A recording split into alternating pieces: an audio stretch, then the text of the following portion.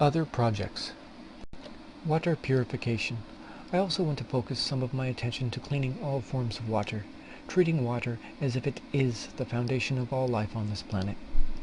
Nanites. My medical, apparel, home, and building construction applications.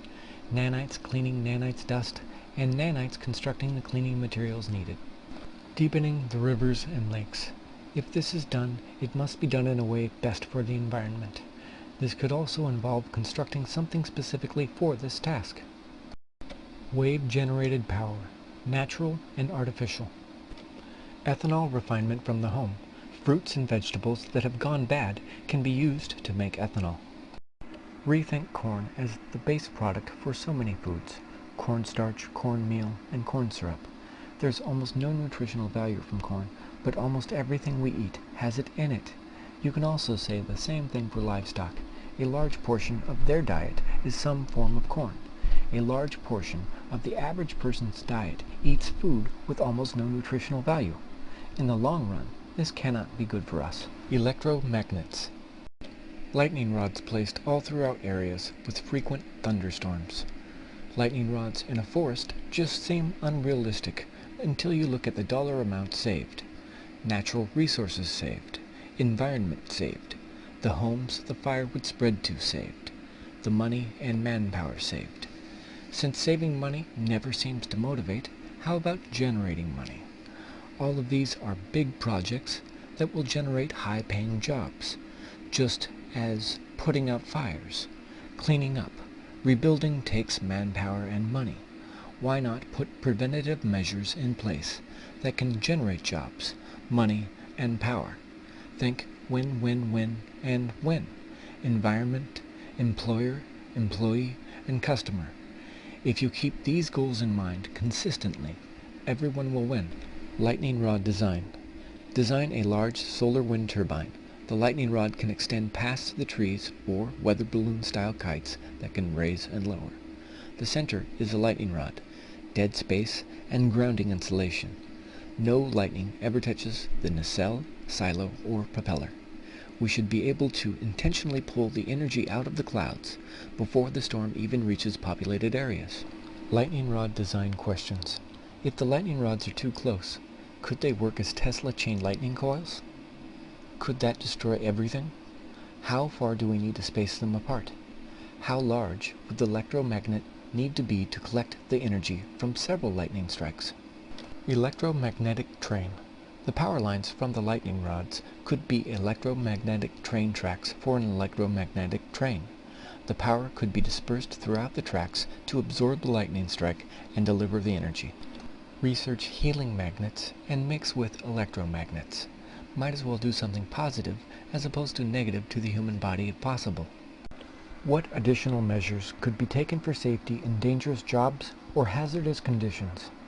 Cell phone and wireless technologies could have negative effects on the human body. Supposed link to brain cancer. What about all along the waist? This is where the cell phone is most of the time. Is there a link to male, female sterility or cancer of the internal organs? Combine what was learned from the medicinal effects of magnets. Could we use a frequency that was beneficial to the human body or mind? With cell phone towers and wireless internet everywhere, the cell phone tower design needs to be addressed. The Dateline team worked for 4 months documenting this group of tower climbers as they worked their way through 40 towns and cities in 24 states. During this time, there were 7 fatalities nationwide, including 5 deaths in a 12-day period in April. I believe that they all were the monopole cell towers. This is not an acceptable loss. A little extra money into the structure, and we can eliminate the mortality rate. When I was in Thailand, I heard this story. It is a few pages, but you as an American should know this. You as a person should know this. Every time I bring it up in the States, no one has heard anything about it.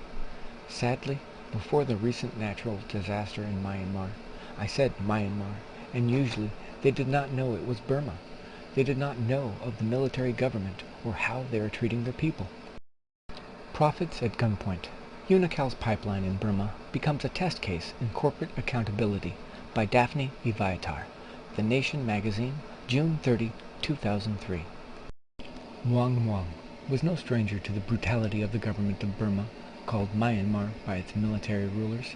A former geologist and leader of the National Mine Workers Union, Muang was forced to flee the country in 1988 when, following a massive citizens' uprising, a new military government began to arrest, torture, and execute thousands of pro-democracy demonstrators.